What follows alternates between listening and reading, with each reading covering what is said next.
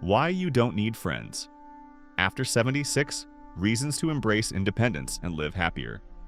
For the elderly, as the tapestry of life unfolds and the years gently accumulate, a profound and often overlooked transformation occurs within the human spirit. Our priorities, once rigid and seemingly immutable, begin a subtle yet undeniable shift. The energetic pursuit of a sprawling social network, a common aspiration in younger decades, gradually recedes from the forefront of our desires, its former urgency replaced by an emerging appreciation for quietude and self-reliance.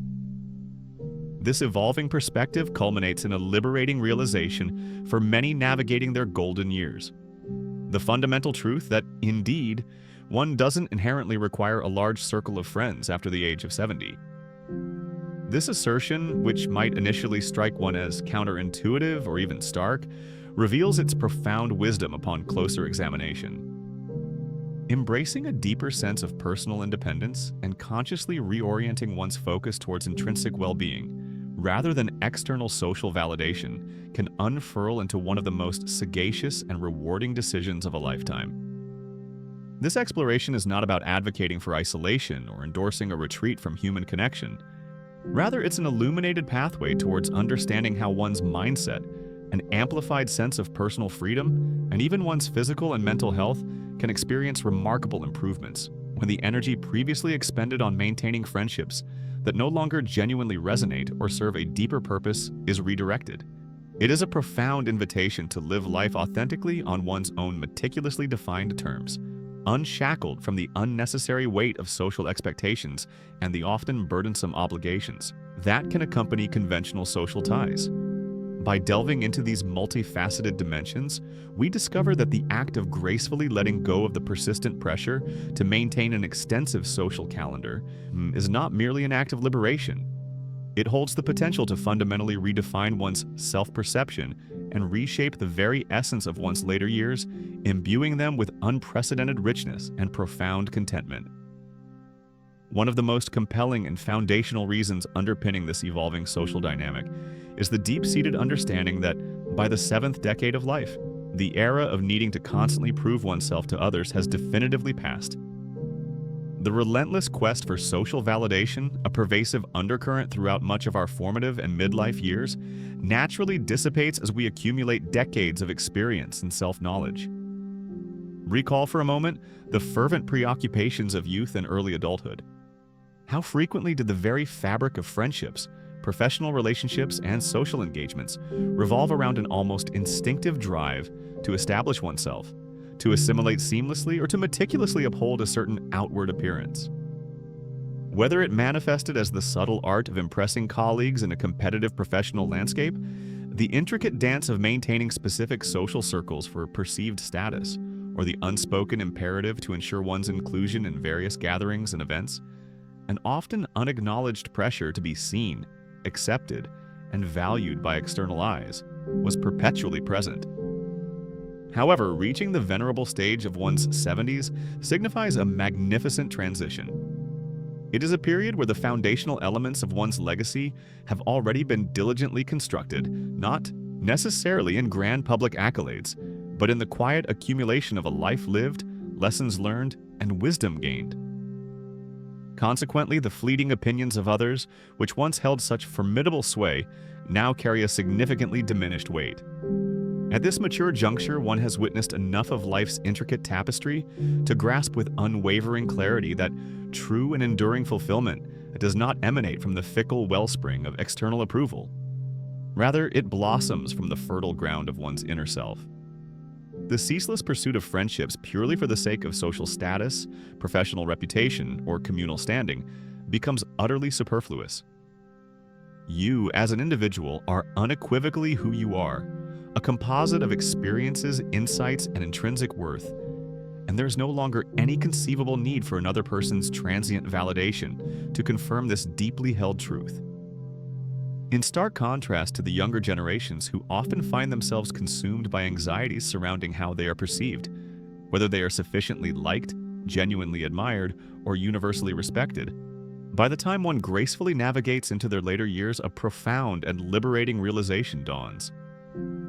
None of these external judgments ultimately define one's inherent worth. The power to define one's own value, to recognize and cherish one's unique contributions to the world, rests entirely within. There is no longer a requirement for an external chorus of voices or a specific group of people to incessantly reinforce this truth. Consider the poignant journey of Harold, a man in his early 70s whose life was largely characterized by an arduous ascent up the corporate ladder.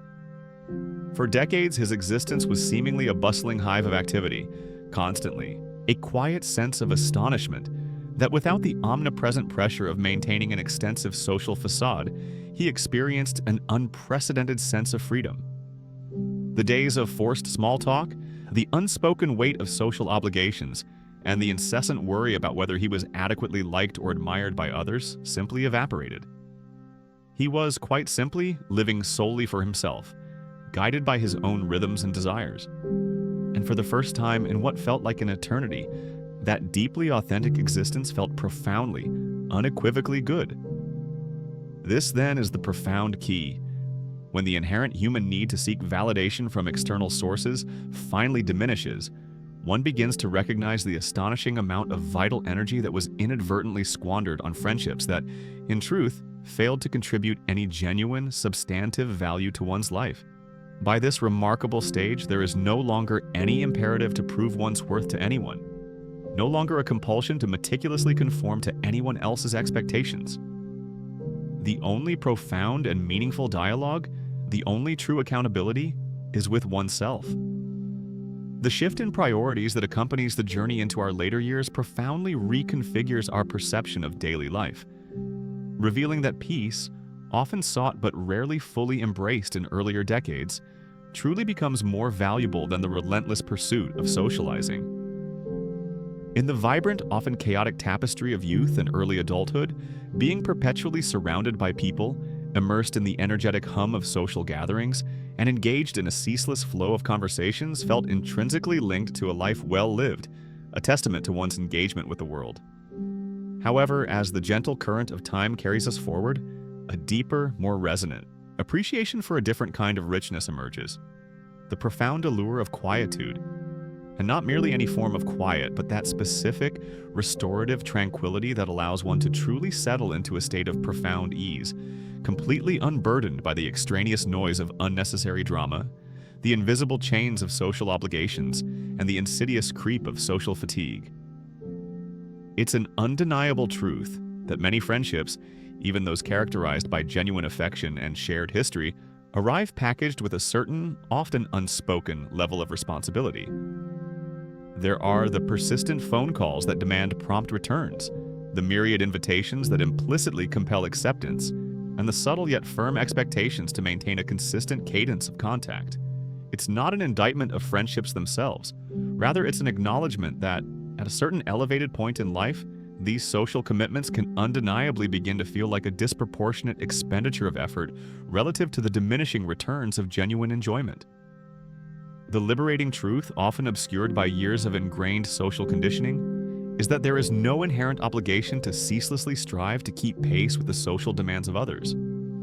There is no longer a need to feel perpetually available or to contort one's schedule simply because someone else expects it.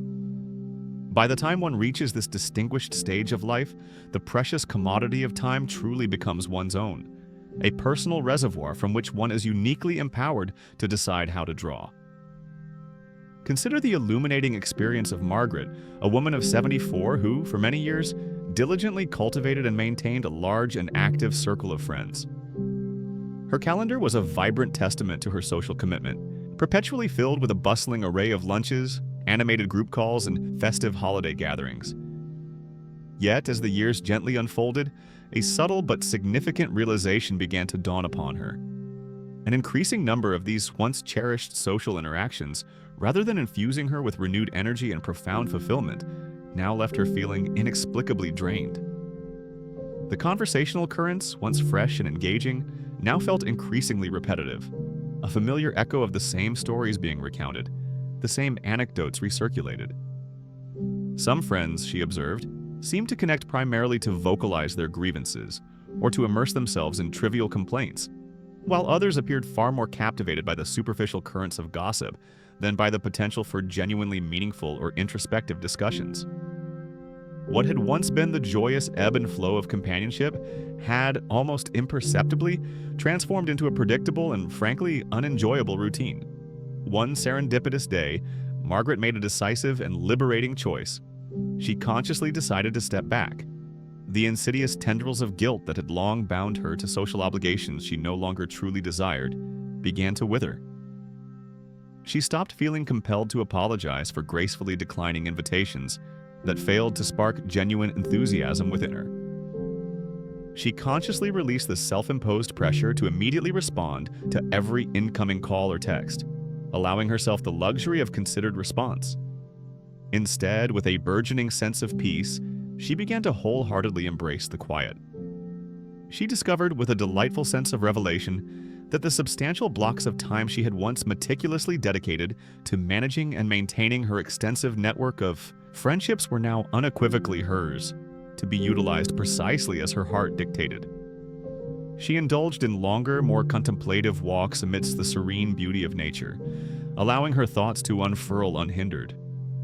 She immersed herself in the forgotten pleasure of reading, finally tackling the stack of books that had patiently awaited her attention for years.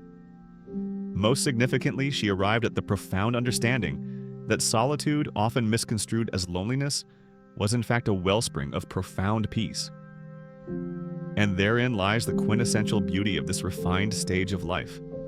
One is no longer bound by the burdensome obligation to relentlessly fill one's days with an incessant flurry of activity or a constant stream of conversation merely to feel connected. Instead, one gains the invaluable privilege of genuinely savoring one's own company, unburdened by the persistent need for external validation or affirmation from others. The power to consciously choose peace over pressure, to opt for the tranquil calm over the dizzying chaos of excessive social demands, becomes an inherent right. Therefore, if the subtle pangs of guilt have ever accompanied your decision to gracefully withdraw from a social obligation, allow yourself the profound reassurance of this truth. You are not in any sense retreating from life itself. On the contrary, you are courageously stepping into a new, more profound dimension of fulfillment, a richness that originates from within, a contentment that is exquisitely self-sustaining rather than reliant on the transient presence or approval of anyone else. And this particular brand of peace, cultivated and cherished, only deepens and becomes more exquisitely satisfying with the graceful passage of age. Building upon this growing appreciation for inner peace and personal autonomy, a natural, albeit sometimes challenging, realization emerges. Fewer friendships inherently equate to fewer disappointments. Throughout the intricate journey of life, one of the most poignant and often painful lessons to absorb is the stark reality that not every individual one affectionately labels as a friend will consistently demonstrate an unwavering presence or a truly reciprocal commitment. Over the many decades, it is almost inevitable to have experienced the subtle yet undeniable pang of individuals once held dear, gradually drifting away, their once vibrant connection fading into a muted echo. There are the painful instances of friends who, when life presented its most arduous trials, became mysteriously distant, their support conspicuously absent precisely when it was most desperately needed. And perhaps most subtly insidious are the relationships that, upon honest introspection, reveal themselves to be fundamentally one-sided, an unequal exchange of effort, emotion, and presence. By the time one gracefully reaches the age of 70, a profound and liberating understanding crystallizes. A more curated, discerning approach to friendships doesn't simply translate to a lighter load of social obligations, it fundamentally and profoundly minimizes the potential for recurrent disappointments. Friendships, regardless of their purported strength or their historical longevity, are invariably accompanied by a tacit tapestry of expectations. There's the unspoken expectation to routinely check in, to maintain a certain level of availability, to unfailingly offer support during times of need, and to reciprocate gestures of kindness and connection. But what happens, inevitably, when these unspoken or even explicitly articulated expectations consistently fall short? The answer is a predictable and often painful disappointment. One extends a hand through a phone call only for it to remain unanswered. One meticulously invests effort and emotional energy only to be met with a conspicuous absence of reciprocity. one frequently finds oneself in the uncomfortable position of giving disproportionately more than one receives. And at this refined and valuable stage of life, when precious mental and emotional resources should be channeled towards genuine joy and tranquility, is there truly a compelling need to invite this recurring cycle of stress and emotional attrition? The resounding answer, for many, is an emphatic no. Take, for instance, the reflective journey of William, a man of 78, who had, over the course of his extensive life, witnessed a multitude of friendships emerge, flourish, and eventually recede. Some of these connections dissolved with a natural grace, gently fading as life's divergent paths inevitably separated individuals. Others, however, withered and ultimately vanished because William, with a newfound clarity, recognized that he had consistently been the solitary architect of their maintenance, the sole individual pouring effort into their sustenance. There were countless individuals he had known intimately for decades, whose lives were once intricately interwoven with his own, who suddenly became perpetually too busy, inexplicably too distracted, or undeniably too uninterested to sustain any semblance of a truly meaningful connection. Initially, this erosion of long-standing ties stung deeply. A familiar questioning arose within him. Had he inadvertently done something wrong? Was there some flaw in his character that caused certain people to inexplicably forget his existence? But then, amidst this internal turmoil, a profound and liberating realization illuminated his mind. It wasn't he who had undergone a fundamental shift. Rather, he had simply, and quite powerfully, ceased tolerating friendships that lacked the foundational principle of mutual reciprocation. And this precisely is the liberating essence of this stage. When one consciously relinquishes the deeply ingrained societal notion that a vast and sprawling group of friends is an indispensable prerequisite for a fulfilling life, one simultaneously liberates oneself from the often bitter disappointments that are the inevitable consequence of perpetually unmet expectations. The familiar pang of frustration when someone fails to check in, or the quiet letdown when a once vibrant friendship gently yet irrevocably fades, ceases to hold its former power. Instead, this newfound liberation allows one to redirect invaluable energy and focus toward the most profoundly important person in one's life: oneself. This shift, crucially, is not an advocacy for isolation or a retreat from all human contact. On the contrary, it represents a discerning and conscious choice to prioritize quality over the illusory allure of quantity. Instead of laboring under the burden of maintaining an exhaustive roster of casual acquaintances, one is empowered to meticulously prioritize and deeply nourish the relationships that genuinely matter. Those rare and precious connections that consistently bring authentic joy and, critically, require no strenuous effort to sustain. Whether these invaluable bonds manifest as cherished family members, a lifelong friend whose presence feels like a comforting extension of oneself, or even most profoundly, a robust and unwavering connection with one's own inner self. These are the relationships that, in the grand scheme of things, truly count, truly resonate, and truly enrich the soul. Therefore, if you have ever felt that the intricate dance of friendships has, at times, exacted a heavier toll of stress than it has bestowed moments of genuine joy, allow yourself the profound reassurance that it is not only permissible, but often deeply beneficial to gracefully step back.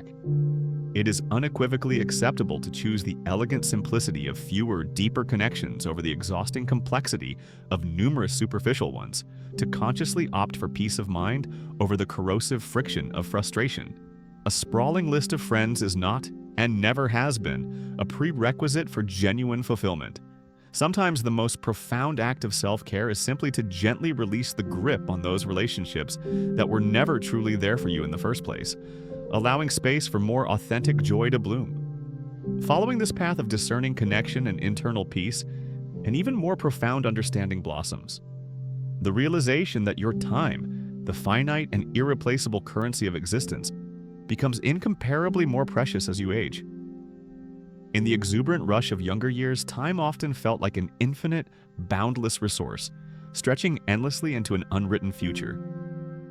There seemed to be an inexhaustible supply of it, more than enough time to casually spend with friends, to diligently invest in expanding various social circles, and even perhaps an abundance of time to fret and worry about the shifting dynamics of who was actively present in one's life and who perhaps was not. However, by the time one arrives at the venerable age of 70, a seismic shift in perspective naturally occurs. You begin to perceive every single hour, every passing day, every fleeting moment as an invaluable, non-renewable treasure. And when this profound understanding of the true intrinsic value of your time solidifies within, it naturally propels you towards a more deliberate and discerning selectivity in how you choose to expend it. Friendships, as intrinsically fulfilling as they undeniably can be in their purest forms, inevitably demand both time and a significant investment of effort. There are the regular calls to be made, the numerous visits to meticulously schedule, and a constant array of plans to diligently keep.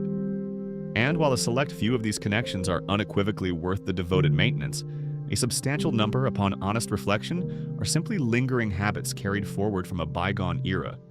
Relationships that we dutifully preserve out of a misplaced sense of obligation, rather than from a genuine, bubbling spring of enjoyment. At this esteemed stage of life, you possess the unequivocal right, indeed the imperative, to ask yourself a deeply probing question. Is this truly how I wish to spend my irreplaceable time? Does this particular friendship genuinely augment my overall happiness and sense of well-being? Or does it increasingly feel like just another burdensome item appended to an ever-growing to-do list? Consider the illuminating narrative of Richard, a dignified man in his early 80s who, for much of his life, cultivated a remarkably active social existence. His calendar was once a vibrant mosaic of elaborate dinner parties, lively group outings, and a consistent stream of convivial phone calls. Yet with the inexorable march of time, a subtle but significant shift began to occur in his perceptions. The protracted conversations that had once felt so effortlessly enjoyable now began to exact a heavy toll, often leaving him feeling inexplicably drained. The very social gatherings that had previously ignited a spark of genuine excitement now increasingly felt like unavoidable obligations, dutifully attended rather than eagerly anticipated. One poignant day, as he found himself enduring yet another lunch filled with the well-worn cliches of small talk and the repetitive cadence of trivial complaints, a profound and undeniable realization crystallized within him. He simply no longer desired to spend his precious, finite time in this manner. This epiphany spurred a courageous change in his behavior. He consciously ceased saying yes out of mere habit or ingrained politeness, and instead embraced the liberating power of saying no when his authentic self genuinely did not feel inclined to participate. Rather than dedicating countless hours to catching up on frivolous gossip or passively listening to the oft-repeated litany of others' grievances, he deliberately reallocated his time and energy to pursuits that genuinely brought him deep-seated joy and a sense of personal enrichment. He immersed himself in the quiet contemplation of reading, took long, restorative walks amidst the serenity of nature, passionately embarked on learning new skills and subjects, and, most profoundly, he wholeheartedly savored the profound peace that accompanied his own company. And the truly astonishing revelation in all of this? He did not, for a single moment, feel lonely. In fact, quite contrary, he experienced a level of fulfillment far surpassing anything he had known before, precisely because he was now spending his time in ways that resonated deeply with his own intrinsic desires, rather than merely fulfilling the external expectations of others. This, then, is the profound kernel of truth. When you courageously relinquish the burden of unnecessary or draining friendships, you gain something immeasurably more valuable: an abundance of time for yourself. Time to wholeheartedly pursue the passions you cherish, time to luxuriate in life's simple pleasures at your own unhurried pace, and, most importantly, time to consciously focus on cultivating your own happiness, unburdened by the relentless imperative to constantly cater to the needs or whims of others. Therefore, if you ever find yourself grappling with the question of whether to continue investing in certain friendships, pose this deeply reflective question to yourself. Is this truly the optimal and most enriching use of my invaluable time? Because at this revered stage of life, you owe your time to no one. You have unequivocally earned the sovereign right to utilize it precisely as you choose, a testament to a lifetime of contributions and experiences. The journey into our later years particularly beyond the age of 70, profoundly illuminates a truth often obscured in earlier life. That true companionship, the most enduring and satisfying kind, ultimately comes from within. A pervasive misconception, stubbornly clung to by many, is the notion that happiness in old age is inextricably linked to possessing a large and bustling circle of friends. Yet the deeper, more profound reality reveals that the single most vital and enriching companionship one can ever cultivate is the profound relationship built meticulously with oneself. By the time you reach your 7th decade, you have traversed countless landscapes of learning, undergone myriad transformations of growth, and continuously evolved through the crucible of experience. This extended journey means you possess an unparalleled understanding of yourself, a depth of self-knowledge that no one else could ever hope to fully attain. And with this profound self-awareness comes an incredibly liberating and empowering realization. You, in your entirety, are unequivocally enough.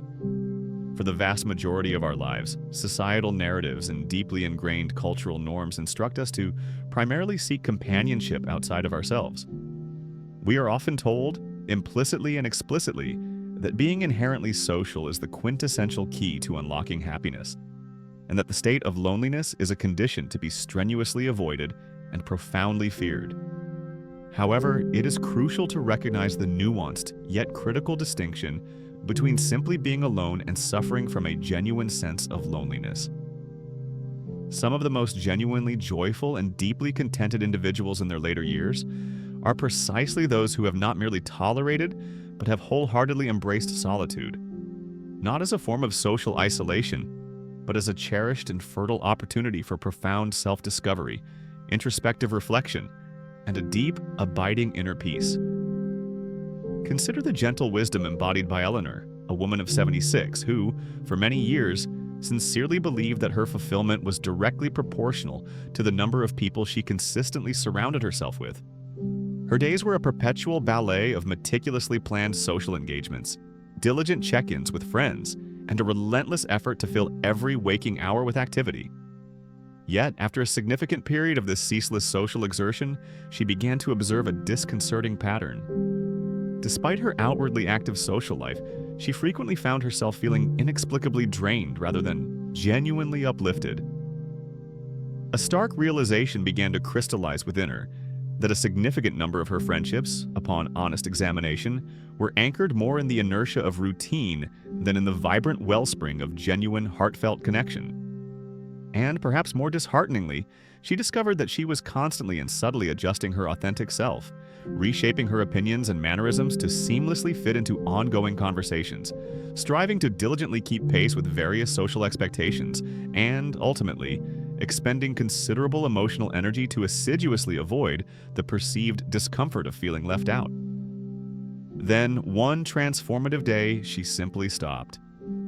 She made a conscious and courageous decision to intentionally dedicate time to herself, treating her own presence with the same reverence and affection she would bestow upon a cherished, lifelong friend. She embarked on activities she genuinely loved, allowing her own thoughts to unfurl unhindered, and wholeheartedly relishing the profound contentment of her own company. She indulged in long, contemplative walks through verdant parks without feeling the slightest compulsion to call anyone or report her activities. She sought out cozy cafes not for the obligatory small talk, but for the quiet, immersive pleasure of a good book. She spent serene, introspective evenings reflecting deeply on the intricate tapestry of her life, rather than succumbing to the relentless pressure of maintaining friendships purely out of obligation or ingrained habit. And to her own profound astonishment, she found herself feeling immeasurably lighter, unequivocally happier, and more deeply at peace than she had experienced in years.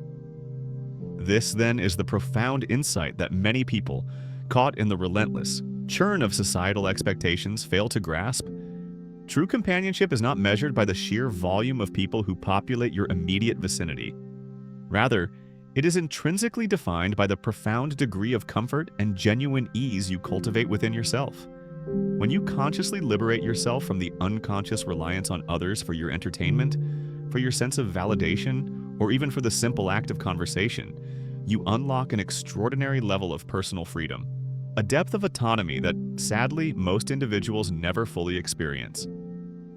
You no longer require external distractions to fill the inherent spaciousness of your time. Instead, you become your own inexhaustible source of joy, your own wellspring of wisdom, and the ultimate architect of your own profound fulfillment. And the unparalleled beauty of this internal transformation is that when you genuinely learn to enjoy your own company, to truly cherish the unique essence of who you are, you naturally begin to attract relationships that are characterized by an effortless grace and an authentic resonance.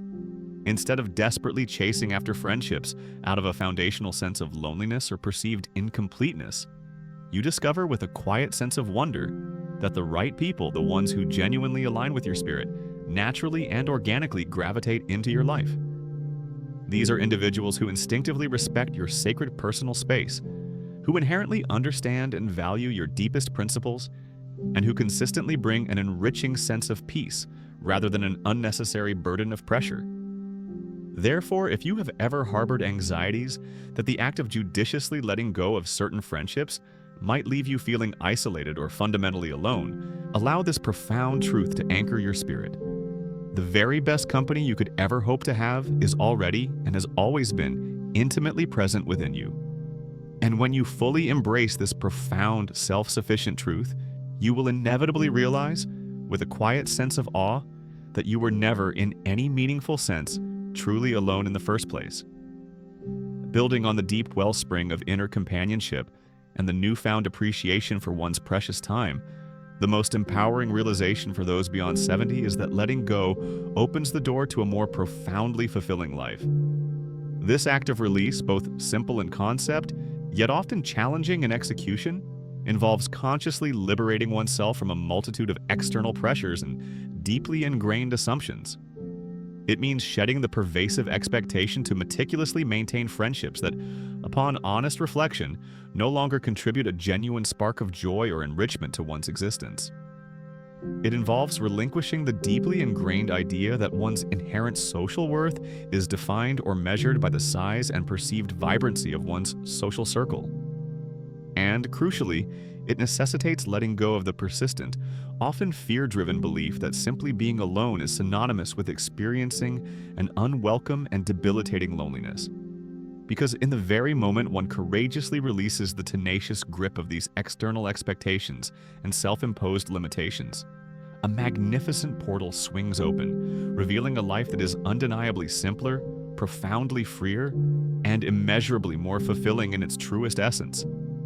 It is an undeniable observation that many individuals, conditioned by years of social expectation, cling to friendships out of sheer habit, even when those specific relationships have long ceased to add any discernible value to their lives. They dutifully attend social gatherings that hold no genuine appeal, answer phone calls prompted purely by a sense of obligation, and meticulously maintain outward appearances simply because that's what they have always done. But what if, for a moment, one were to contemplate a radical alternative? What if you were to grant yourself the profound permission to gracefully let go of those friendships that have, over time, transformed into an arduous chore, feeling more like demanding work than spontaneous joy? And what if, instead, you consciously redirected that liberated energy towards cultivating the very things that genuinely ignite your happiness and bring profound meaning to your days? Consider the transformative journey of James, a distinguished gentleman in his late 70s who, for the longest time, held an unwavering belief that consistently staying socially active was the non-negotiable key to aging gracefully and successfully. He made a conscious and considerable effort to maintain diligent contact with a wide array of old friends, even when those friendships had, with the inevitable passage of time, become demonstrably distant or, at their core, undeniably superficial. He meticulously filled his days with a demanding schedule of social obligations, operating under the deeply ingrained assumption that constant busyness was an infallible proxy for genuine fulfillment. However, one day, amidst this whirlwind of social activity, a profound and undeniable realization pierced through the veneer of his routine. He simply wasn't enjoying it anymore. The conversations, once engaging, now felt excruciatingly repetitive, a monotonous echo of past exchanges. The numerous social gatherings, far from being sources, A vibrant connection had devolved into predictable, almost ritualistic routines. And deep within, beneath the surface of his bustling social calendar, he felt not a sense of connection, but rather a pervasive and profound exhaustion.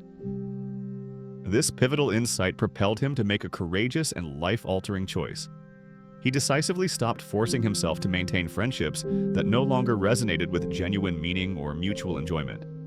Instead, with a newfound clarity, he began to meticulously prioritize what truly mattered to him, what truly nourished his spirit. He dedicated significantly more time to immersing himself in the restorative embrace of the outdoors, meticulously focused on enhancing his physical and mental health, enthusiastically embarked on the exhilarating journey of learning new subjects and skills, and, perhaps most profoundly, wholeheartedly embraced the boundless freedom that came with no longer feeling compelled to meet anyone else's expectations. And in the crucible of this transformative shift, he unearthed something truly incredible. He felt immeasurably lighter, unequivocally happier, and more deeply at peace than he had experienced in the entirety of his life. This, then, is the exquisite paradox of letting go. It does not, in any sense, equate to closing oneself off from the rich tapestry of the world. Rather, it is an intentional and empowering act of creating sacred space for precisely what genuinely fulfills you, what truly nourishes your soul. It is a profound recognition that your authentic happiness is not, and never was, intrinsically tied to the sheer number of people who happen to populate your immediate orbit. Instead, it is inextricably linked to the profound degree of alignment you achieve with the very life you genuinely desire to live, a life crafted with intention and steeped in personal meaning. And here lies the beautiful cascading effect that unfolds when one wholeheartedly embraces this liberating mindset. You cease the often futile endeavor of worrying about who is or isn't actively present in your life, and instead you courageously shift your focus to what truly ignites your inner joy. You begin to appreciate with a newfound clarity the subtle yet profound beauty of the little things. The serene calm of waking up to a quiet morning, the unadulterated pleasure of immersing oneself in a cherished hobby without any distracting interruptions, the profound contentment of feeling utterly at peace with your own unfolding thoughts.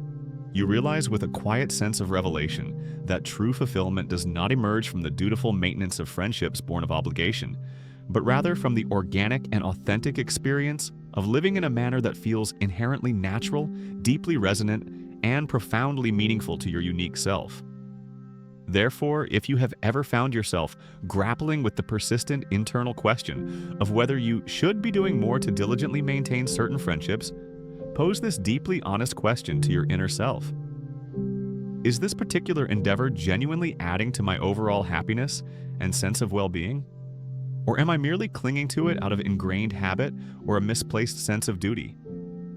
Because once you grant yourself the profound and liberating permission to let go, you will discover with a quiet sense of wonder that life naturally unfolds into a simpler, lighter, and incomparably more fulfilling existence than you could have ever previously imagined.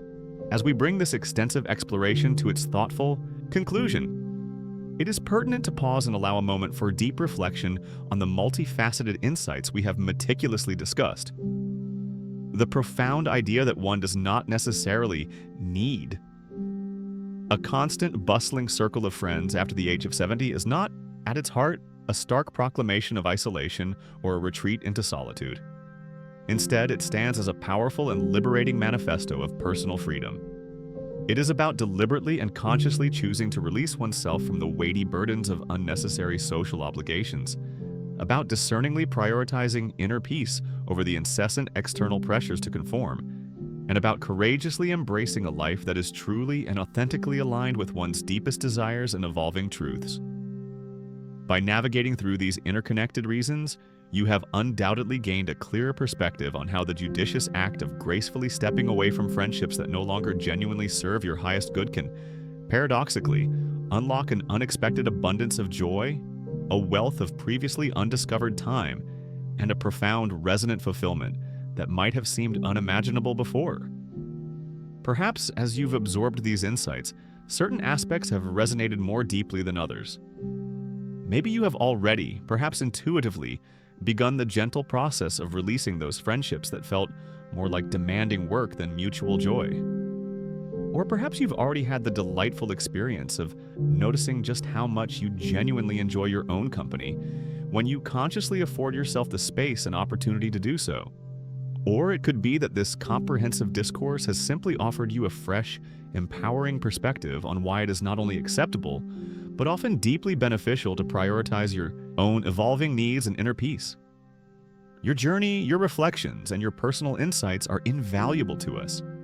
We wholeheartedly invite you to share your thoughts, perhaps articulating one key learning you gleaned today and how you envision integrating it into the rich tapestry of your own life.